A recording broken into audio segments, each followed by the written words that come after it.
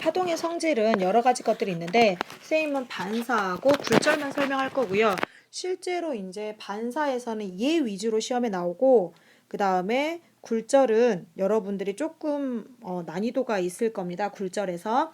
그런데 파동의 반사는요. 파동이 빛도 파동이었죠. 그래서 빛의 반사랑 유사합니다. 무슨 법칙이 성립한다? 그렇죠. 반사 법칙 성립한다는 거. 그러면 항상 반사면에 수직인선 법선을 그었을 때 입사각과 반사각이 같죠. 그러면 파동이 반사될 때 변하는 게 뭐냐라고 물어보면 변하는 게 없어요. 파장도 변하지 않고 속도도 변하지 않고 진동수가 변하지 않는다는 것은 뭐도 변하지 않느냐면 주기도 불변입니다. 그래서 파동의 반사에서 변하는 것은 진행 방향만 바뀌죠. 그러니까 이렇게 반사되기 때문에 진행 방향 빼고는 변하는 게 없다는 거 선생님 말씀 꼭 기억하셔야 되고요. 그림에서 뭐가 파장이냐면 여기 보면 이렇게 하얗게 보이는 부분 있죠. 이게 마루거든요. 이 사이 간격이 파장이에요. 그러면 빛이 입사될 때 이 사이 간격이나 빛이 반사될 때의 간격이나 변하는 게 없다는 거죠. 그런데 뭐가 시험에 잘 나오냐면 파동은 이 반사를 이용한 얘가 있어요. 얘 레이더, 그 다음에 어군 탐지기, 어군이라는 게 물고기 떼입니다. 해저 지형이라든가 물고기 떼의 위치를 알아낼 때, 그 다음에 돌고래 박쥐는 물체를 식별하고 그 다음에 먹이 잡을 때 우리가 얘네들 먹이 잡을 때 초음파 씁니다. 그 다음에 초음파로 왜 엄마들 태아 모습 촬영하는 거 있죠. 그 다음에 우리가 음악단 천장을 볼록하게 만드는 이유가 객석 어디서나 소리를 잘 들을 수 있게 하는 파동의 반사의 예입니다. 그래서 여기 파동의 반사 예 중에 또 뭐 하나 더 메모하시냐면 메아리 있죠. 우리가 이 메아리 같은 경우도 파동의 뭐다? 반사입니다. 이 파동 반사의 예만 알아두시면 됩니다. 이제 파동의 굴절을 보통 많이 어려워들 하시는데요. 빛의 굴절하고도 똑같죠. 왜 굴절한다 그랬습니까, 선생님이? 파동의 이제 매질이 달라졌을 때입니다. 매질의 어떤 성질이 달라지면 파동의 진행 속력이 달라지기 때문에 굴절한다 그랬고, 선생님이 항상 굴절은 속력이 어떤 쪽으로 굴절한다 그랬냐면 항상 파동은 빛이 됐건 그 어떤 것이 됐건 굴절할 때는 속력이 어떤 쪽으로 굴절한다? 그렇죠. 속력이 미안합니다. 다시 쓰겠습니다. 우리가 파동이 굴절할 때는 속력이 뭐한 쪽으로 굴절한다? 그렇죠. 속력이 느린 쪽으로 굴절합니다. 느린 쪽으로 굴절한다. 되셨습니까?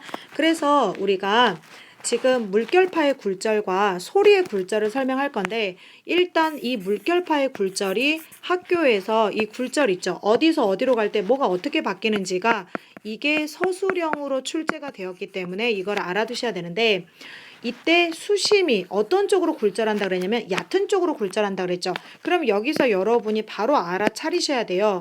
우리가 물결파는 매질이라는 물이 변하지 않았는데 물의 뭐에 따라 깊이, 수심이라고 하죠. 물의 깊이에 따라 속력이 달라지더란 얘기예요. 그러면 우리가 깊은 물하고 얕은 물 중에 어디서 속력이 빠르다는 겁니까? 항상 얕은 쪽으로 굴절한다 그랬는데 얕은 쪽이 속력이 느린 쪽이죠. 느린 쪽으로 굴절하니까. 그래서 깊은 물이 얕은 물보다 뭐가 빠르다. 그렇죠. 속력이 빠릅니다. 그래서 보십시오. 요거부터 갈게요. 얕은 물에서 깊은 곳으로 갈 때 속력이 빨라지고 속력은 파장 곱하기 진동수거든요. 그런데 절대로 여기서 하나 메모하셔야 될 것이 파동이 물결파가 굴절할 때요. 진동수하고 이 문제에서 진동수하고 주기는 그 어디로 가던 변하지 않습니다. 기억하셔야 돼요. 그런데 선생님이 파동의 속력은 주기분의 파장으로도 구할 수 있고 파장 곱하기 뭘로도 구할 수 있다 그랬냐면 파장 곱하기 진동수로도 구할 수 있다라고 했는데 보이십니까? 진동수로도 구할 수 있다라고 했는데 지금 여기 보시면 진동수는 불변입니다. 그래서 신경 쓸 필요가 없고 속력이 빨라졌다는 얘기는 파장이 길어졌다는 얘기죠. 그래서 깊은 곳으로 갈수록 속력이 빨라졌다는 얘기는 파장이 길어지고 속력이 빠르면 쌤이 각도 크다 그랬습니다. 하지만 주기 진동수는 뭐하다? 안 변한다. 요거를 서술해 주시면 돼요. 그 다음에 깊은 곳에서 얕은 곳으로 갈 때는 속력이 느려져요. 당연히 속력이 느려지면 파장이 짧아지겠죠. 그 다음에 얕은 곳이 굴절각이거든요. 항상 속력이 빠른 쪽이 각이 크기 때문에 입사각이 더 크게 되는 거예요. 왜냐면 깊은 곳이 속력이 빠르기 때문에. 이거 반드시 암기하셔야 되고 시험에서 여기 깊은 곳 얕은 거 써놨죠. 시험에서는 안 써놓습니다. 그냥 가 나라고 나오거든요. 그런데 여러분들이 눈으로 보면 어디가 깊은 곳인지 아셔야 돼요. 뭘 보고 알 수가 있냐면 이 하얀 선 사이, 이게 마루부터 마루인데 이 사이 간격이 어디가 더 넓습니까? 가가 더 넓죠. 이게 파장이거든요. 쌤이 파장이 긴 쪽이 속력이 빠르고 속력이 빠른 쪽이 어느 곳이다? 깊은 곳이다라는 거 알아두시면 됩니다. 그 다음에 이제 그 밑에 보시면 굴절에 의한 현상이 있는데 밑에 거 먼저 할게요. 해안가로 올수록 물의 깊이가 얕아지죠. 그래서 해안선 쪽으로 꺾이게 됩니다. 그래서 이렇게 물결이 해안선에 나란하게 들어오는 거 있죠. 이거 알아두셔야 되고 그 다음에 소리가 낮에는 위로 굴절합니다.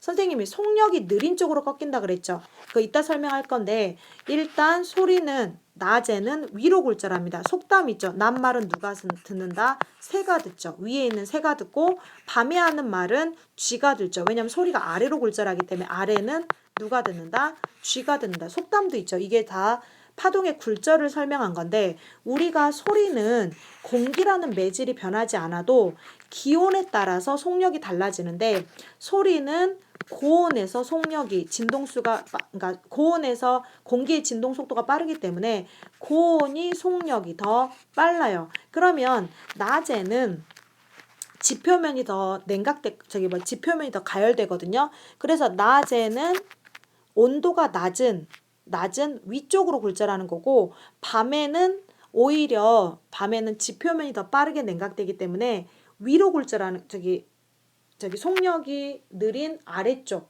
즉 지표면 쪽으로 굴절하는 겁니다. 이거 좀 더 자세히 설명하고 싶은데 제가 그림이 없어서 일단 요 정도만 할게요.